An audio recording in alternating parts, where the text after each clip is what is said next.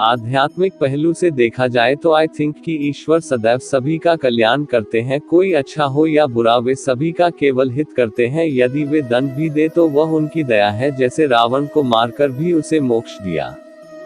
Steve jobs जी के अनुसार, जो एप्पल कंपनी के को फाउंडर थे, अभी हमें शायद न पता चले लेकिन आगे चलकर जब हम पीछे मुड़कर देखेंगे तो डॉट्स कनेक्ट होते दिखाई देते हैं। कोई भी घटना अच्छी हो या बुरी पर एक दूसरे से लिंक होती है जो हमें नियत रास्ते पर ले जाती है। हर परिस्थिति एक दूसरे से कनेक्टेड रहती है, इसी तरह एक असफलता नई सफलता की ओर ले जाती है। यदि हम अपने जीवन में ही झांके तो लगेगा कि कुछ घटनाओं को अच्छा नहीं कहा जा सकता, लेकिन वो अभी नहीं पता चलेगा, पर जब हम आगे जाकर भविष्य में सोचेंगे तो लगेगा कि यदि वैसा न हुआ होता तो ऐसा कैसे होता। अर्थात हर चीज जो अस्तित्व में है के पीछे कोई कारण अवश्य है, पर कुछ घटनाओं का तो शायद अंत तक कारण न पता चल पाए। जो होता है अच्छे के लिए होता है। ये कहने से मेरा तात्पर्य यही है कि हमेशा पॉजिटिव और अच्छा सोचा जाए। देखिए, यदि हम ये मानते हैं कि जो होता है अच्छे के लिए होता है तो प्रकृति से हमें वही वापस मिलता है, और सच में हमें हर चीज में, हर घटना में कोई न कोई अच्छाई मिलने लग जाती है। जब से मैंने ये मानना शुरू किया है तब से मुझे मुश्किल और नकारात्मक जैसी सभी परिस्थितियों हो उनमें सकारात्मक पक्ष मिल जाता है, और उस स्थिति में भी मैं निराश नहीं होती। महत्वपूर्ण ये है कि हम पॉजिटिव महसूस करते हैं तो ये पॉजिटिवनेस फिर हमें बाकी सब चीजों को संभालने की एनर्जी देता है।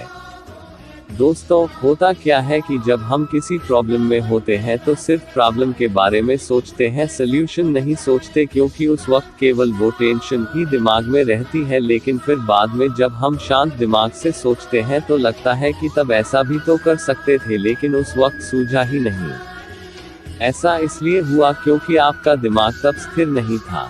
यहाँ जो होता है अच्छे के लिए होता है का विश्वास काम आएगा, क्योंकि आप घबराएंगे नहीं और समस्या के हल की ओर ध्यान देंगे। इसी विश्वास से लोग बड़ी बड़ी मुसीबतों का भी सामना कर लेते हैं। एक आशावादी हर कठिनाई में अवसर ढूंढ लेता है और एक निराशावादी हर अवसर में कठिनाई ढूंढ लेता है। फिर आप आगे क्या होगा, कहीं कुछ गड़बड़ न हो जाए की आशंका से बचे रहेंगे, क्योंकि तब शायद आप उतने भयभीत नहीं रहेंगे।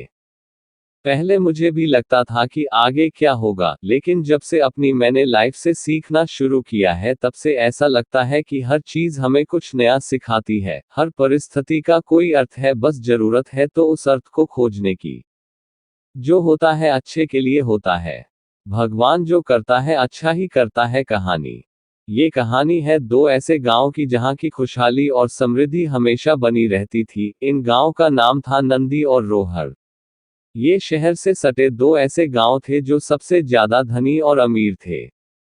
लेकिन इन दोनों गांव में कुछ विभिन्नताएं थी। नंदी गांव के लोग भगवान को बहुत ज्यादा मानते थे, लेकिन रोहर गांव के लोग ज्यादातर लोग नास्तिक थे, भगवान को नहीं मानते थे। नंदी गांव के लोग सच्चाई के राह पर चलते थे, लेकिन रोहर गांव के लोग लोभी और मतलबी थे।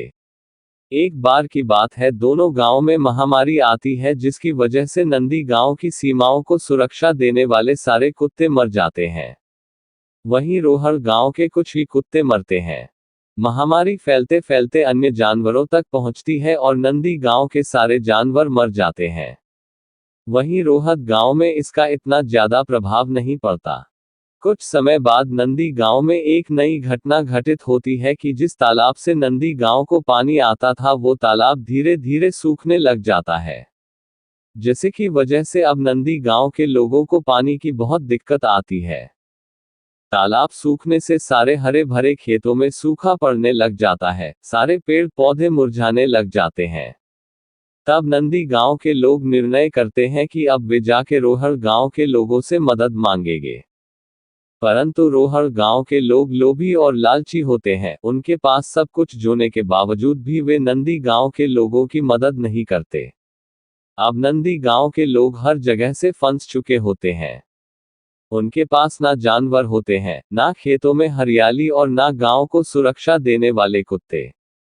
तो वह अपनी किस्मत को कोसते हैं, भगवान से कहते हैं कि भगवान ने उनके साथ बहुत बुरा किया। तो वो सभी भगवान के सहारे गांव से हटके मंदिरों में रहना शुरू कर देते हैं। एक रात बहुत सारे चोर और डाकू नंदी गांव में प्रवेश करते हैं। तो जब वो लुटेरे गांव में प्रवेश कर रहे होते हैं तो वो देखते हैं कि गांव की सीमा को सुरक्षा की कोई व्यवस्था ही नहीं है। यहाँ न कोई जानवर नहीं है, ना गांव में हरियाली है, अर्थात इस गांव में कोई नहीं रहता। ये सोचकर लुटेरे आगे बढ़ जाते हैं। आगे बढ़कर जब वो रोहड़ गांव में पहुंचते हैं तो देखते हैं कि गांव के सुरक्षाकर्मी भी हैं, कुत्ते भी भौंकने लगते हैं। लुटेरे सारे कुत्ते और सुरक्षाकर्मियों को मार देते हैं और देखते हैं कि गांव में हरियाली है, जानवर है, इंसान है। तो सारे लुटेरे गांव में फैल जाते हैं। जब वे सब कुछ लूट लेते हैं तो सारे गांव को आग लगा देते हैं, सारे लोगों को मार देते हैं और भाग जाते हैं। अगली सुबह जब आसपास के गांव वालों को इसका पता चलता है कि रोहड़ गांव में अब कोई भी नहीं बचा, पूरा गांव शमशान बन चुका है, तो नंदी गांव में किसी को हानि तक नहीं पहुंची। तब नंदी गांव के लोगों को समझ आता है कि भगवान ने उनके लिए जो भी दिक्कतें और परेशानियां दी, उनमें उनका ही भला था। अर्थात जो होता है अच्छे के लिए ही होता है। इस कहानी से हमें यह सीखने को मिलता है कि हमारे जीवन में जो भी अच्छी या बुरी घटनाएं होती हैं, उनके पीछे भगवान ने आपके लिए कुछ बेहतरीन और बड़ा सोचा होता है, बस शर्त है कि आप खुश रहें। दोस्तों, जिंदगी एक पाठशाला है जहां हम कुछ सबक सीखने आते हैं, और जब तक हम वे सबक सीख नहीं लेते, जिंदगी बार बार वैसी परिस्थितियां उत्पन्न करती रहती है। इसीलिए हर सिचुएशन में खोजिए कि आखिर जिंदगी हमें क्या संदेश देना चाहती है और सबक लीजिए। जब हम एक के बाद एक सारे सबक सीखते जाएंगे तो हमारे जीवन का उद्देश्य पूरा हो सकेगा। इसलिए परिस्थितियों के होने का मतलब समझिए, उनमें अच्छाई ढूंढिए तथा अपने जीवन को सकारात्मक बनाइए।